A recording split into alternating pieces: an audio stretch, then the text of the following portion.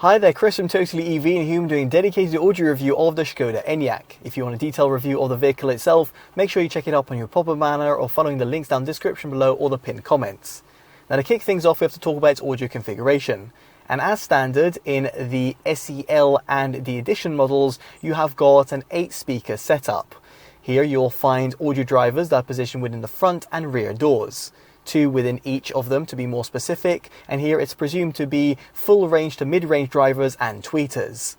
Now if you are going to go for the Sport line or the VRS model, or if you go for a £2,250 option within the Edition model, you'll have a pretty punchy 12-speaker Canton audio system. It is worth mentioning over here that in certain brochures that I found in the UK, it's listed as 12+1, but I can definitely say that's not the case. It's listed as a 12-speaker system directly from Canton Audio's website. Now here, to be more specific, you have got a 90mm center audio driver, 19mm tweeters within each of the A-pillars, 168mm bass drivers within the front doors, alongside some mid-range drivers which sit at 90mm, and then you've got 168mm mid-bass drivers and 19mm tweeters within the rear doors. Then to complete the system, you have got a subwoofer that's found within the boot. Now the total power output is rated at 635 watts, which is actually quite intriguing because this is a lower power output than the rather smaller Skoda Enyaq, which I also previously reviewed. Now nonetheless, for you to tinker around with the audio drivers, at least on the Canton audio system, you'll want to navigate on the 13-inch display. And here I have left the balance and fader in terms of its center position, the sound focus at all, and added 1 notch to the surround EQ. As for the sound tab, I have gone off the profiles and gone for the individual setting instead. I have left the subwoofer and bass in terms of the default EQ, taken 1 notch off mid-bass, added 1 notch to mid and mid-treble, and 2 notches to treble. Now of course these are my subjective settings, which will differ from yours, be it in terms of the overall music genre that you listen to, or indeed your own hearing profile. However, the reason I've actually added this sort of EQ will come into fruition further down in this video when I expand on the frequency range.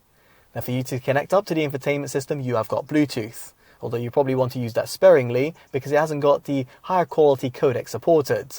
Thankfully, however, you've got Android Auto and Apple CarPlay, which are supported over a wired and wireless transmission, the former being the better out of the two because it will give you the utmost audio fidelity. Now in terms of the overall cabin noise, the objective measurements will be on your screen. Now it's worth considering that this vehicle on review is the VRS and it has got 21-inch alloys, which doesn't really aid the overall cabin noise.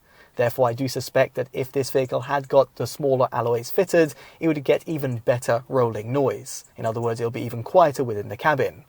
And I do also appreciate that the VRS model has got the dynamic chassis control, which will take some of the shocks on those more uneven terrain. Nonetheless, the overall cabin noise is actually pretty impressive for a larger sized all-electric SUV. Now with all that out of the way, let's get on to an audio demo. I'll be placing the camera and microphone in 4 separate locations and playing back a track. It's from Priya J and it's titled Like Me.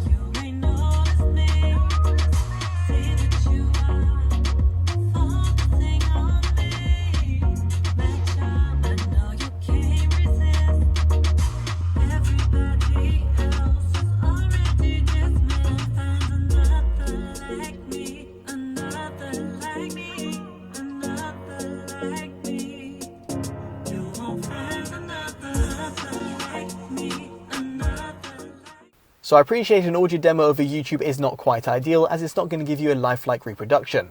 So let me get on to my subjective opinion. As someone who's reviewed over 130 in-car audio systems and over 800 audio-related devices, I can say that the Canton audio system is actually pretty impressive across the board. Now let me expand.